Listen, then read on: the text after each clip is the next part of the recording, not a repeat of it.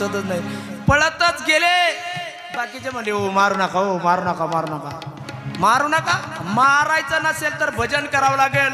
म्हणले का भजन करतो ना आम्ही. रावण महाराज जय रावण महाराज, रावण महाराज जय रावण. अरे रावणाचं भजन नाही करायचं, रामाचं भजन करायचं, रामाचं. ते म्हणले रामाचं भजन आम्हाला येत नाही.